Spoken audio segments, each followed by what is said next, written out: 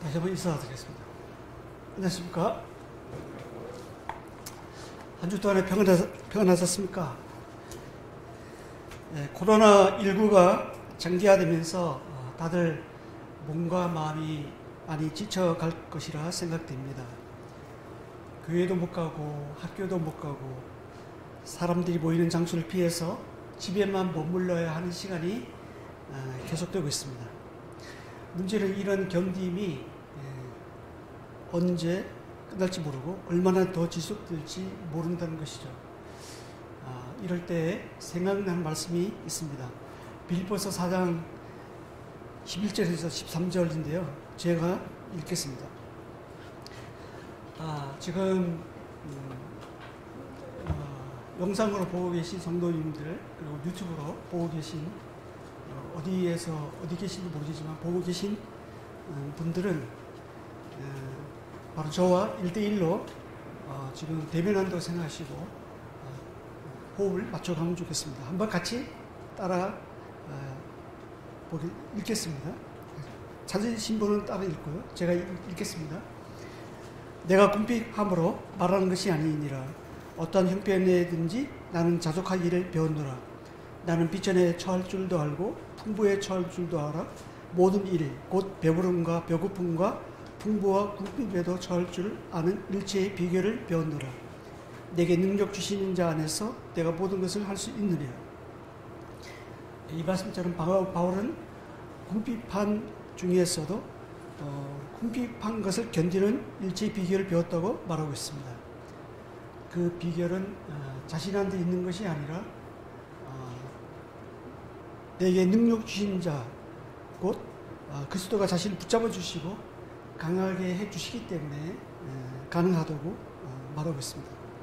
우리는 사실 모여서 함께 예배드리고 기도해야지 힘을 나는 영적인 존재들이잖아요.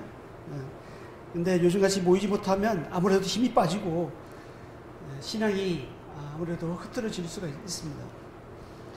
하지만 바울은 어떤 형편에서든지 내게 능력 주신 자 안에서 모든 것을 할 수 있다고 고백하고 있습니다. 우리도 이런 바울의 고백을 배워서 어떤 형편에서든지 능히 하나님 능력 주시는 그 힘으로 능력으로 버티는 생활하는 모두가 되었으면 좋겠습니다. 성도님들 모두 힘을 내시고요. 깨어서 더욱 기도하면서 믿음의 주를 바라봐야 하겠습니다. 내가 세상 끝날까지 항상 너희와 함께 있으리라고 약속하신 주님은 코로나19 전염병에서도 우리와 함께 하십니다. 뿐만 아니라 어떤 형편에서든지 자족하고 견딜 수 있는 능력을 또 지혜를 주십니다. 이러한 주님을 우리가 바라보고 또 따라가고 또 함께 해야 되겠습니다. 하여간 코로나19는 우리 모두에게 여러 가지 시험이 되고 있습니다. 성경에는 두 가지 종류의 시험이 나오는데요. 시련과 유혹입니다. 하나님은 이 두 가지 시험을 통해서 성도의 믿음을 단련시키고 하나님 자신을 닮은 성숙한 그리스도인으로 만들어 가십니다. 그래서 오늘과 다음 주는 이런 두 가지 시험에 대해서 함께 나누겠습니다. 이 중에서 이 시련은 2년 전에 한번 말씀드렸는데요. 기억나실지 모르겠어요. 나실 것이라고 날 거를 기도하는 것은 너무 무리이겠죠. 정말 2년 전에 이 말씀드린 내용을 리메이크해서 다시 한번 말씀드리겠습니다. 그때와 지금하고 다른 점은 한 가지 있죠. 코로나19입니다. 함께 야고보서 1장 한번 보시겠습니다. 1장 2절에서 8절입니다.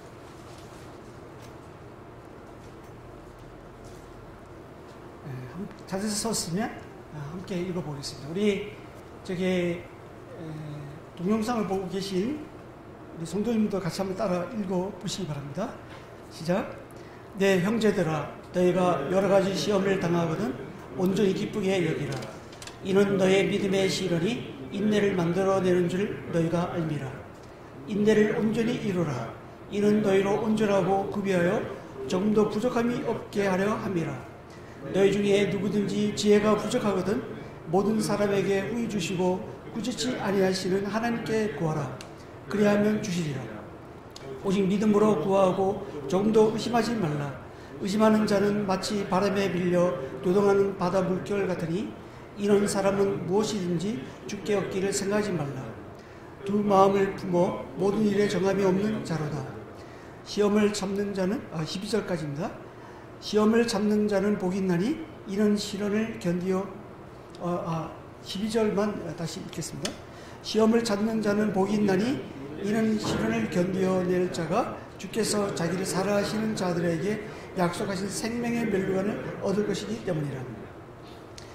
예, 야고보는 자신이 기록한 야고보서를 기록할 당시 이때 당시에 성도들은 외적으로 경멸과 핍박이라는 큰 시련을 당하고 있었습니다. 그리고 내적으로는 말로만 경건을 부르짖고 실제적으로는 아무것도 하지 않는 영적 무기력 가운데 있었던 것 같습니다. 그래서 야고보는 흩어져 있는 성도들에게 여러 가지 시험을 믿음으로 이겨나가도록 격려하고 있습니다. 1장에 나오는 이 시험은 헬라어로는 한 단어지만 영어로는 두 가지 단어로 표현됩니다. 그것은 테스트와 템프테이션입니다. 테스트는 즉 이 시련, 이 테스트는 성숙의 신앙 성숙을 목적으로 하고 있고 이것은 하나님께서 주시는 것입니다. 고난의 시련과 고난의 형태로 오고요. 그 결과로 인내, 연단, 소망을 이루게 해서 또 하나님과의 관계를 더욱 강화시킵니다.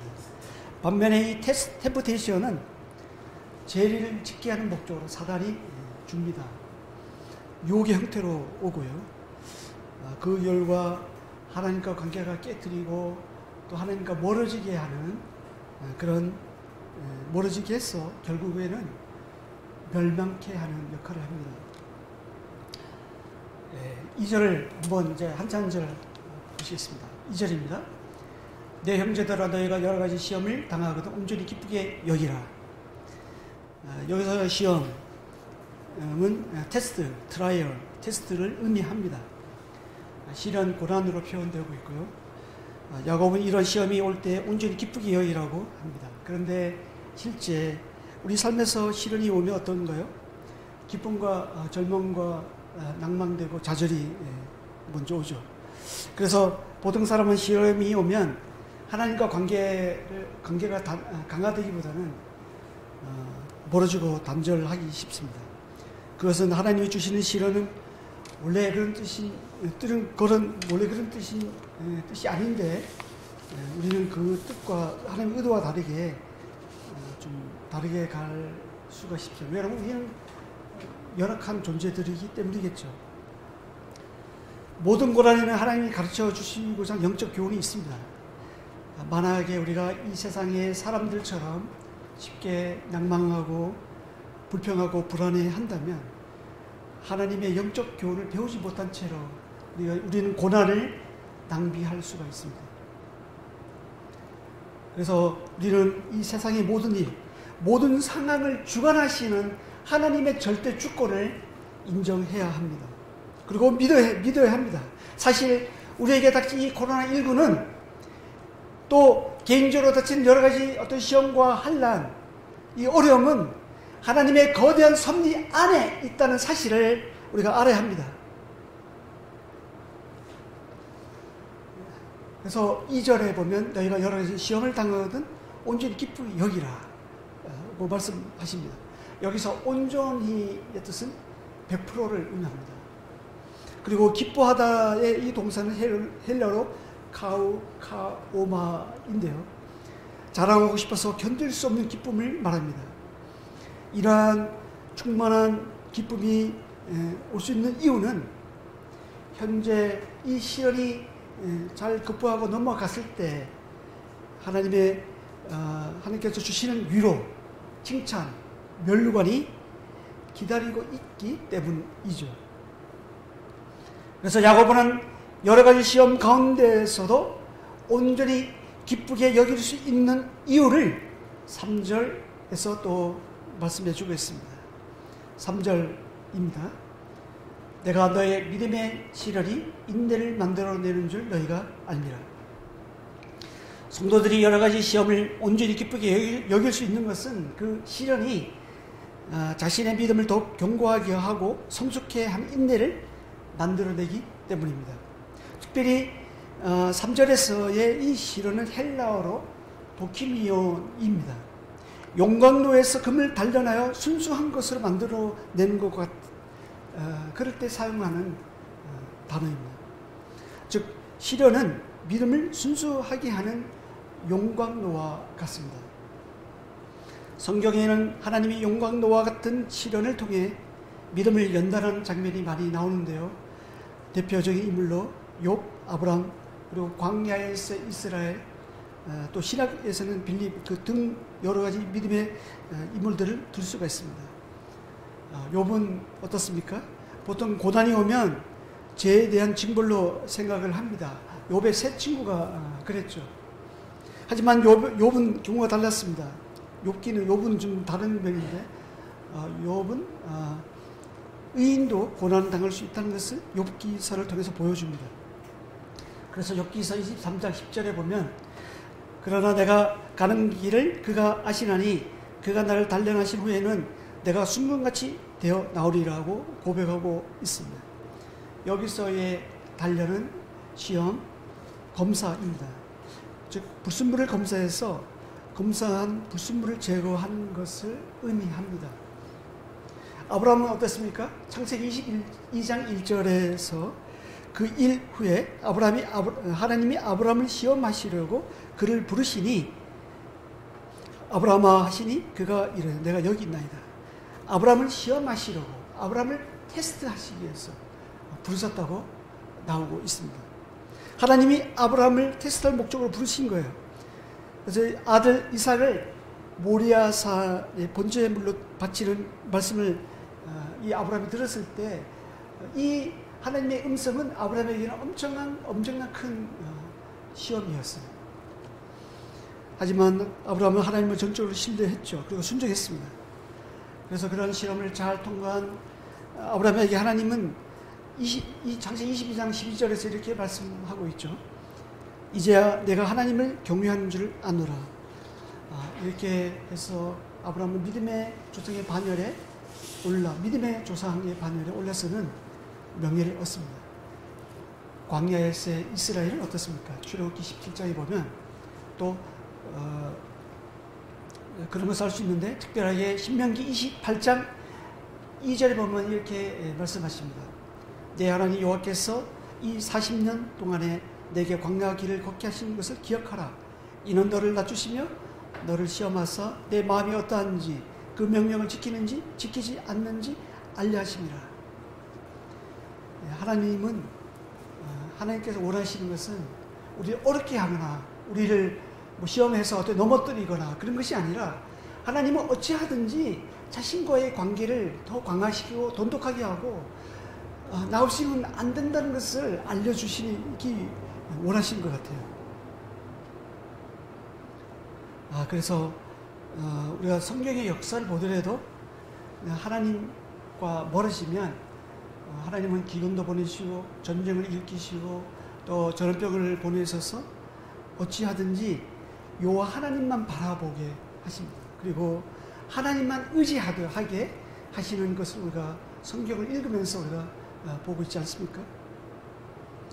하나님은 지금 하고 우리 지금 코로나19 이걸 보면서 지금 우리에게 하신 일은 뭐냐면 거룩한 목줄입니다.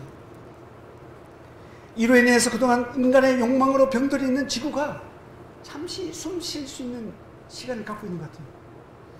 놀랍게도 전 세계는 코로나19 사태로 인해서 비행기, 선박, 그리고 공장, 그 모든 것이 멈춰서면서 만물이 회복되고 있습니다.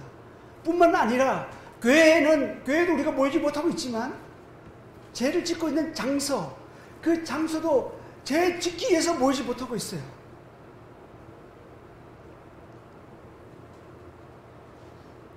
영적으로는 어떻습니까?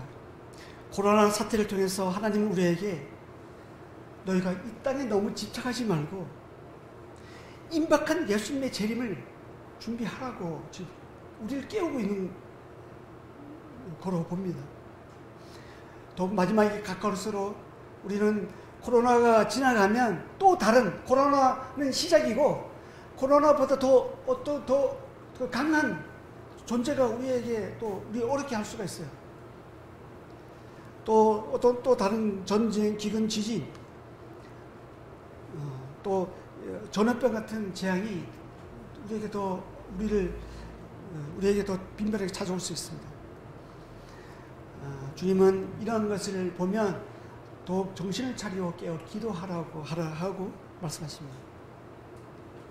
그동안 우리는 이 세상의 가치관과 성공을 위해서 정신없이 달려오지 않았나 한번 생각해 봅니다. 이 세상은 우리가 영원히 머무를 집이 아닙니다. 그런데 마치 이 세상에서 영원히 머무를 집처럼 우리가 뭔가 이 땅에 뭔가 묻어두려고, 뭔가 집에 내 마음에 어디언가 내가 어떤 긁어차 모아서 가둬두려고, 보관해 두려고 우리가 열심히 힘쓰고 있는 것 같아요. 하나님은 우리에게 다시금 이러한 코로나19를 통해서 또 우리 개인적인 어떤 어려움을 통해서 다시금 우리가 하나님 중심, 그리스도의 중심, 말씀 중심으로 다시 정비하기를 원하십니다. 그래서 요즘은 우리 평상시보다 혼자 있는 시간이 많잖아요. 따라서 이런 시간은 주님과 더욱 대면하면서 영적으로 깊어지는 기회가 되는 시간으로 봅니다. 그래서 지금은 개인적으로 성경을 많이 읽어야 할 때이고요.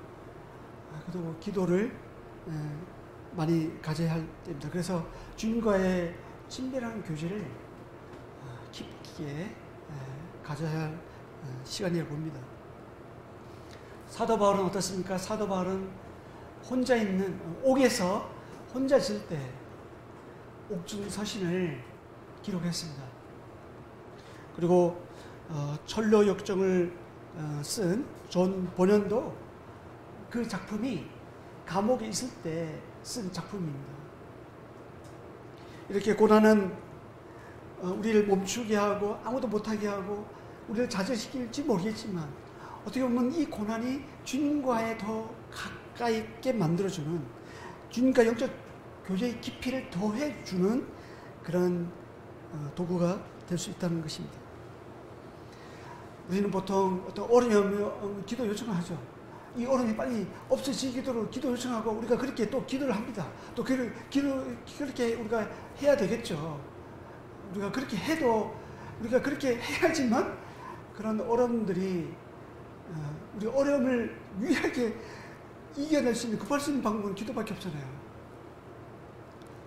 그렇지만 우리가 기도하고 안 하고 사실 그런 것은 똑같이 우리에게 옵니다. 그리고 언젠가는 그 어려움들이 지나갈 것입니다. 하지만 하나님의 관심은, 하나님께 우리에게 개별적인 관심 있는 것은 자신과의 관계에 있다는 사실입니다. 우리가 어떤 어려움에 있더라도 항상 이것을 기억해야 합니다. 하나님이 이번 기회로 믿음의 어떤 무슨 물을 제거하시기를 원하는가? 하나님은 여러 시험을 통해서 우리의 믿음이 어떠한지, 또 우리 마음이 하나님께 충실해 있는지, 하나님 마음에 하나님께 우리의 시선이 집중되어 있는지 여러 시련을 통해서 또 우리가 어떻게 반응하는지를 보고 싶어 하십니다. 그때 내가 어떻게 하는가가 사실 우리의 믿음의 점수이죠.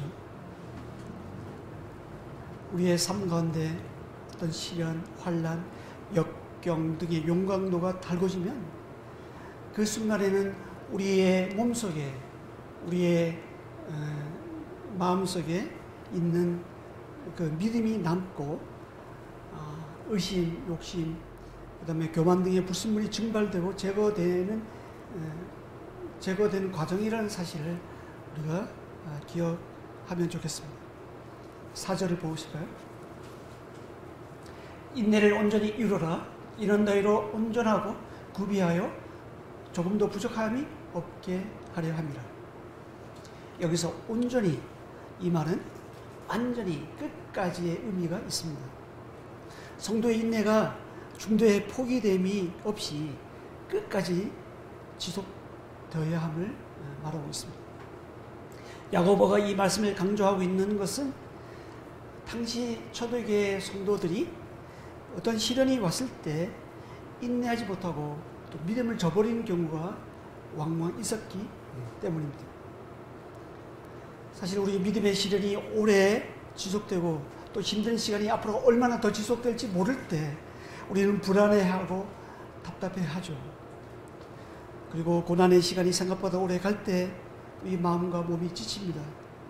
그리고 그 자리에 주저앉고 싶어 하고 모든 것을 포기하고 싶은 것이 우리의 솔직한 심정이죠.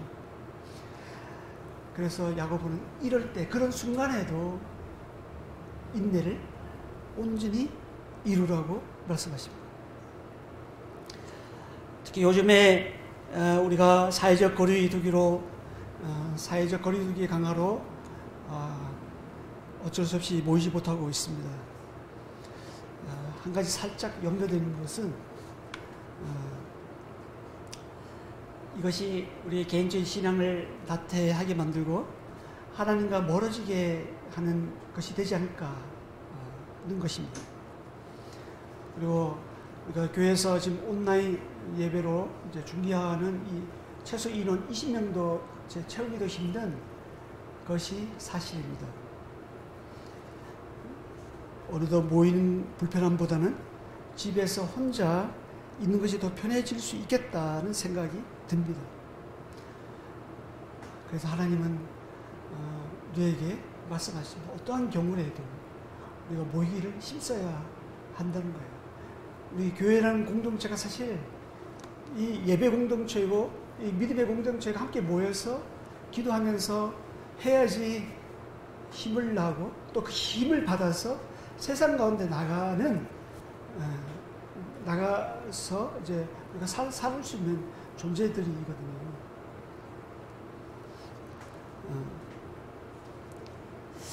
하여튼 4절에서는 고난 가운데 믿음을 포기하지 말고 끝까지 인내할 것을 강조하고 있습니다. 인내는 믿음을 견인합니다. 그리고 주어진 그 상태에서 계속 버티게 합니다.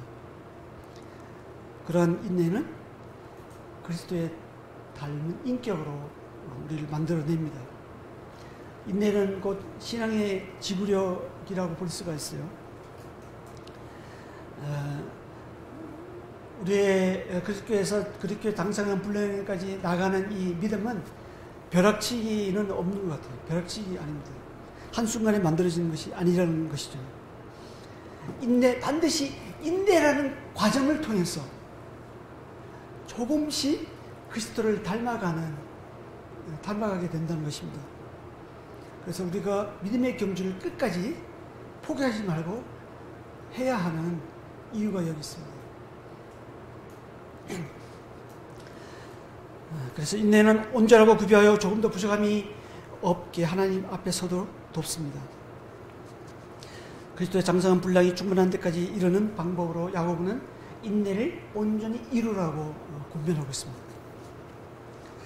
인내를 온전히 이루는 과정에서 한 가지 기억해야 할 것은 하나님은 우리가 감당할 시험만 허락하신다는 거예요. 우리가 감당하지 못할 시험 당할 즈음에 피할 길을 여서서 능히 우리가 어떠한 시험이라도 감당하게 하신다는 사실입니다. 이것이 얼마나 큰 은혜인지 모르겠어요. 우리가 어떤 어려움이 오면 이거 도저히 주님 저 이거 못하겠어요. 다른 사람은 모르겠는데 저는 이거 안 됩니다. 이렇게 쉽게 고백이 나오거든요. 그런데 하나님은 우리가 감당하니까 그 시험을 허락하신다는 것을 우리가 알아야 합니다. 성도랄지라도 정말 어려운 시험을 당하게 되면 피하고 싶죠. 하지만 하나님은 우리에게 시험을 주실 때 능히 감당할 수 있도록 성령님께서 능력도 주시고 또 피할 길을 열어주신다는 사실 우리가 생각해야 되겠습니다. 그래서 하나님은 이 시험이라는 과정을 통해서 우리에게 인내를 주시고 또 인내를 온전히 이루면서 또 인내를 온전히 이루는 과정을 통해서 거룩한 영적인 습관이 또 생기고 또 그 습관을 통해서 그리스도를 닮는 그런 인격으로 만들어낸다는 것이죠. 네. 지금까지 살펴본 2절에서 4절 이 시험 테스트는 참 쉽지 않습니다. 그래서 말처럼 쉽지 않죠. 그래서 5절부터 8절에 나오는 실언을 극복하는 방법으로 야고보는 기도를 제시해 주고 있습니다. 5절입니다. 너희 중에 누구든지 지혜가 부족하거든 모든 사람에게 후히 주시고 꾸짖지 아니하시는 하나님께 구하라. 그리하면 주시리라. 성도가 고난과 시련 중에 인내해야 하지만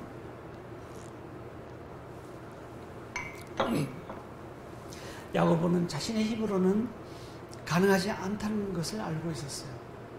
그래서 믿음의 시련을 극복하는 방법으로 또 인내를 온전히 이루기 위해서 하나님의 지혜가 필요하다고 말씀하십니다. 여기서 지혜는 시험 가운데 어떻게 해야 할지 모를 때 아는 지혜입니다.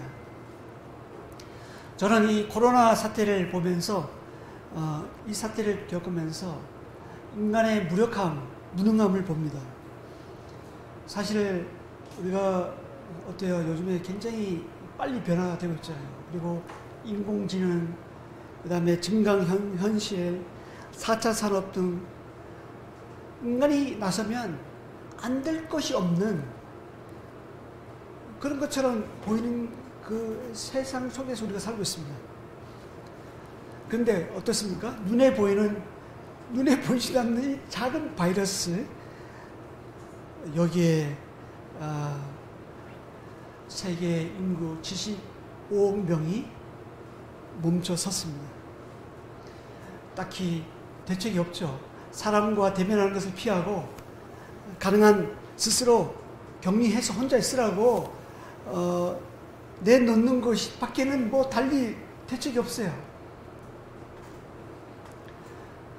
이런 것을 보면서 인간의 무기력, 무능함을 봅니다.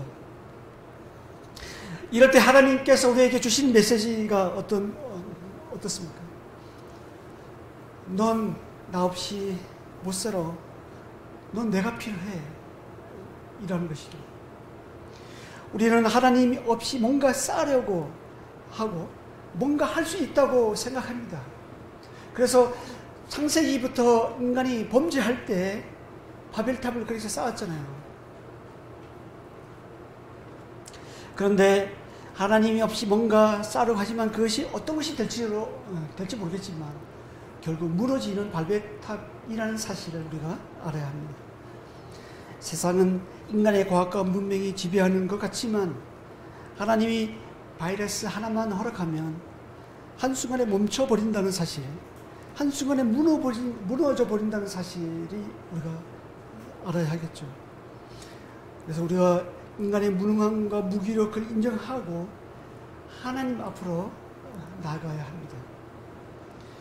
하나님은 이 시간 말씀하십니다. 세상은 내가 아닌, 너가 아닌 내가 다 씁니다.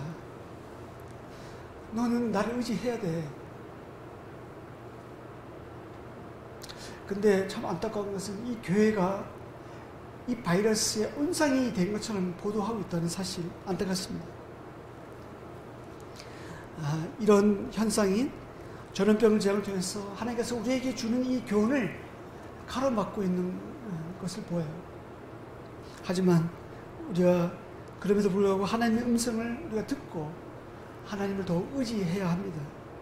주님, 저는 한순간도 주님 없이는 스스로 살아갈 수 없어요. 저는 주님의 도우심과 주님의 주신 지혜로, 지혜가 아니면 이 어려움을 극복할 수 없습니다. 이 난관을 어떻게 극복해야 될지 모르겠습니다. 주님의 지혜가 필요합니다. 주님께 주시는 이 힘이 필요합니다. 라고 고백하면서 나가야 합니다. 주님의 얼굴을 구하고 찾아야 합니다.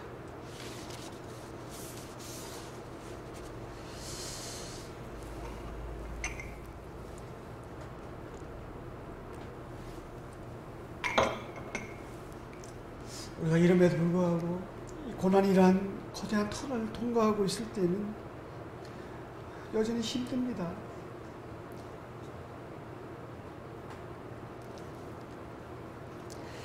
하나님이 왜 저에게 이런 고통을 주십니까?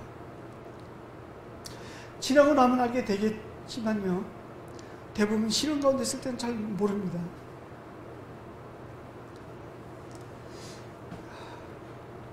우리 성도님들 가운데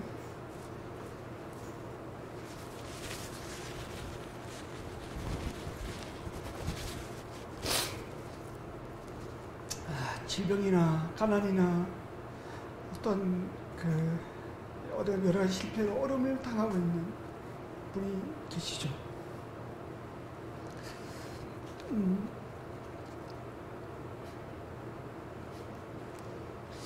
다른 성도에게 말하지는 못하지만 하나님은 아시는 그런 어려움이 우리가 있잖아요.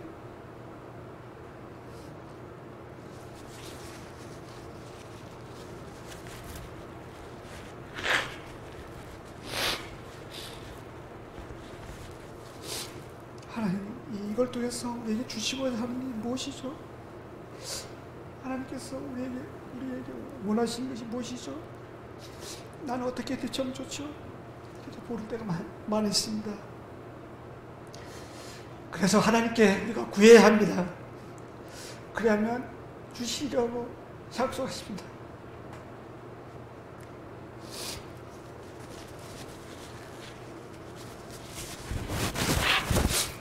물론 우리가 기도하기 전에 하나님은 우리가 무엇을 필요할지, 무엇을 원하시는지 다 알고 계시죠. 우리가 구하지 않아도 하나님은 다 주실 수 있습니다. 그럼에도 왜 구하라고 하실까요? 그래서 얻어야 우리가 하나님의 그 소중함을 알잖아요. 그래서 얻어야 우리가 하나님이 하나님 되심을 알잖아요. 하나님은 어찌하든지 자신과 관계하고 싶어 하십니다. 하나님은 내가 없으면 너는 안 돼, 이것을 말하고 싶어 하시는 것입니다. 이런 시련 가운데 우리가 어떻게 해야 될지 모를 때 하나님께 제일 구해야 합니다. 그러면 하나님 아무 조건 없이 그런 것을 왜 구하느냐, 너가 스스로 할 수 있는데 이렇게 꾸짖지 않으신다는 것입니다. 구하는 것을 후회해 주실 뿐 아니라 주시는 일에 좀 더 인색하지 않으십니다.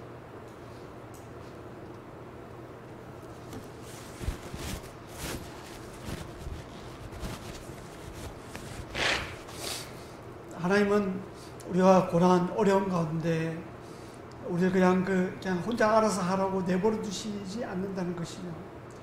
하나님은 이 팔짱 끼고 어떠냐 한번 해봐라 이렇게 구경꾼으로 옆에 우리와 함께 하시지 않는다는 거예요. 우리와 함께 하시는데 아무 일 안 하고 함께 하시는 것이 아니라 내가 너를 도와주겠다, 너의 어려움을 내가 대신 지겠다, 이렇게 실질적인 도움을, 실질적인 필요를 채워주십니다.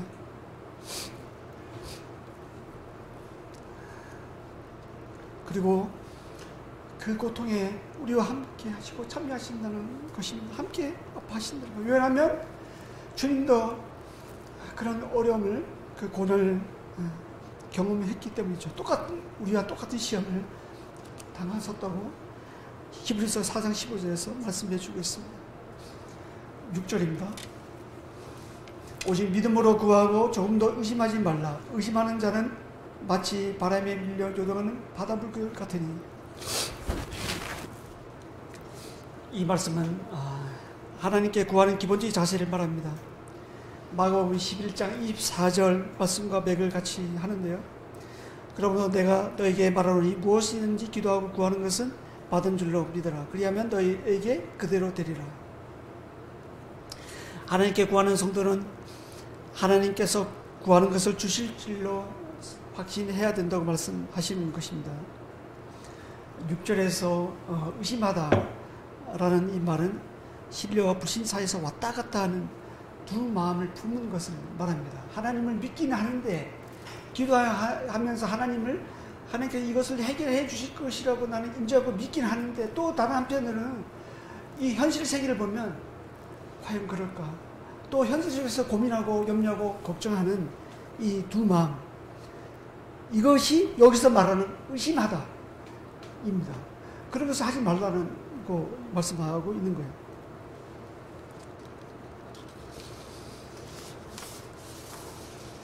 의심하는 사람은 불안하고 초조, 걱정이 태산이죠. 반면에 확신 있는 사람은 어떻습니까? 기쁘고 평안하고 태연합니다. 이런 기도 자세를 가르치고 말씀하고 있는 것입니다. 7절입니다.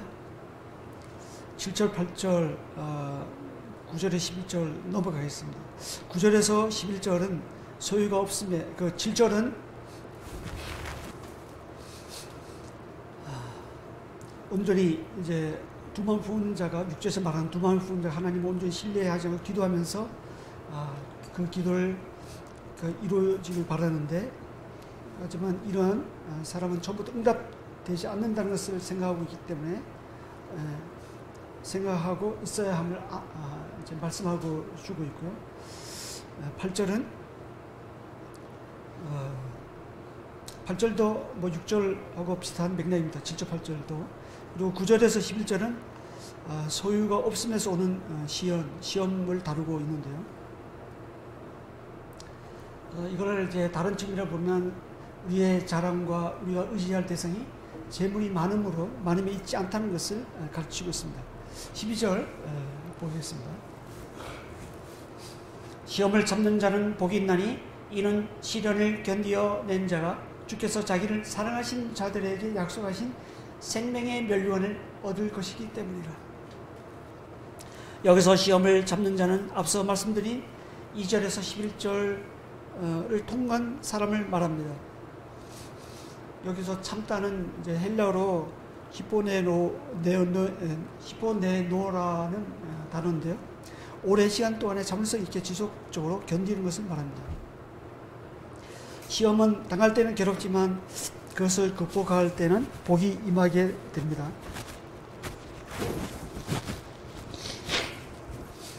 12절 끝에 있는 이 생명의 면류관은 썩지 않을 면류관, 의의 면류관, 영광의 면류관과 같은 표현입니다.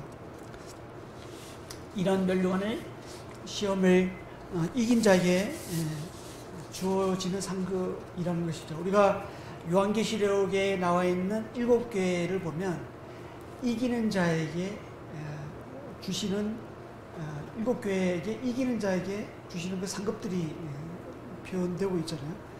여기서 이제 같은 맥락으로 말씀하고 있는 것입니다.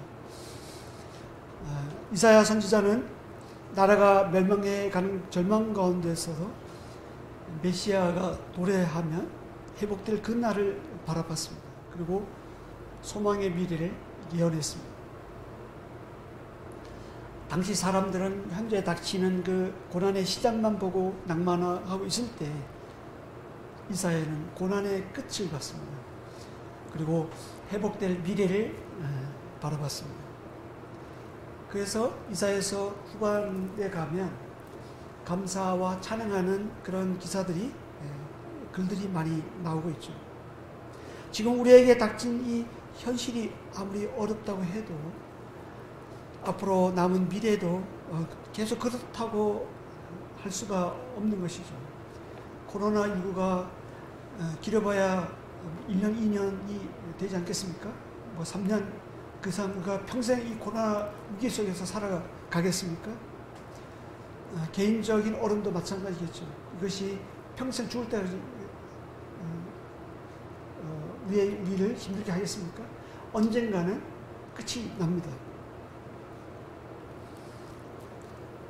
지금 우리는 이런 시련을 견뎌낸 자에게 약속하시는 생명의 멸류관을 믿음의 눈으로 바라봐야 합니다.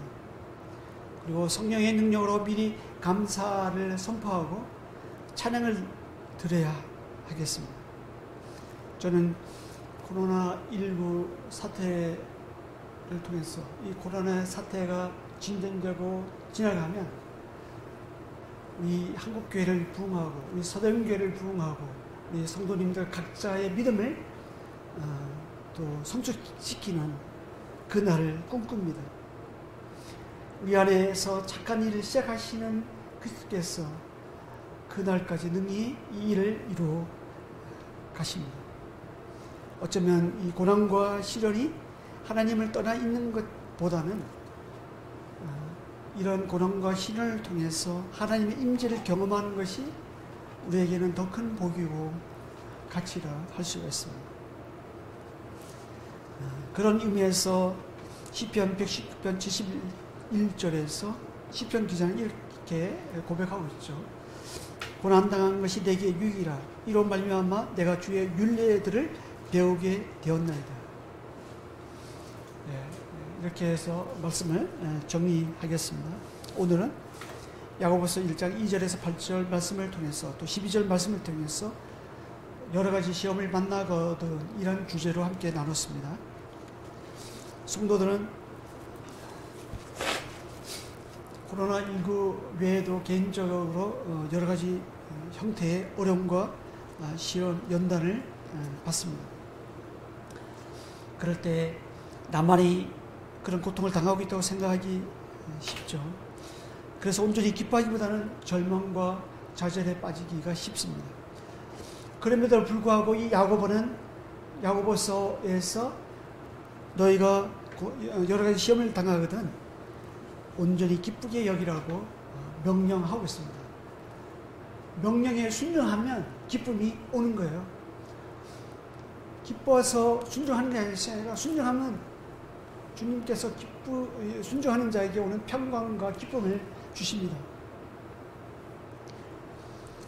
물론 잠깐 근심할 수 있겠지만 오히려 크게 기뻐할 수 있는 것은 그 믿음의 시련이 인내를 온전히 이루기 때문입니다. 욥이 그랬고 아브라함이 그랬고 광야를 지난 이스라엘 백성들이 그랬습니다. 용광로와 같은 시련을 통해서 순수한 믿음은 남고 여러 가지 불순물들은 제거하는 것이죠. 오늘 우리가 이 본문을 통해서 중도의 포기됨이 없이 인내를 끝까지 지속해야 됨을 강조하고 있음을 봅니다. 하나님은 이 인내라는 이 용광로를 통해서 과정을 통해서 자신을 담게 하고 또 우리에게 주시고자 원하는 하늘의 신령한 복들을 우리에게 부어주시기를 이미 준비하고 계신다는 것을 우리가 알아야 하겠습니다. 그리고 하나님은 우리에게 감당할 시험만 허락하신다는 것을 기억해야 하겠습니다. 왜 하나님은 나에게 이런 것을 허락하십니까? 이렇게 우리가 말로 하도 힘들면 내뱉을 수는 있겠지만 충분히 감당하기 때문에 주신다는 사실을 우리가 알고 하나님의 그 주권을 우리가 끝까지 신뢰해야 하겠습니다. 그래서 이런 시련이 올 때 인내를 잘 감당하기 위해서는 하나님의 지혜가 필요합니다. 어떻게 해야 될지 모를 때 내가 어떻게 해야 되는지 아는 것이 하나님의 지혜입니다. 구하면 하나님께서 후회 주시고 꾸짖지 않으시고 또 그것을 능히 지혜를 어려움을 해결할 방법들을 길을 여십니다. 야고보는 시험을 참는 자가 복이 있는 자라고 말씀하십니다. 시련을 견디어 낸 자가 주님을 사랑하는 자라고 말씀하십니다. 주님은 이러한 자에게 생명의 멸류관을 예비하시고 주십니다. 차라리 시련 없이 아무 우리가 평안하고 하다고 할 때 하나님 없이 사는 것보다는 시험 가운데 힘들지만 하나님과 함께 사는 것이, 그것이 우리에게 보이고 그것이 우리에게 가치고 행복입니다. 아무쪼록 여러 가지 어려움과 역경을 또 우리가 전 국민적으로, 우리가 교회적으로, 개인적으로 당하고 있겠지만, 오늘 본문 말씀을 통해서 우리가 위로를 받고 힘을 얻었으면 좋겠습니다. 감사합니다. 기도하고 마치겠습니다. 아버지,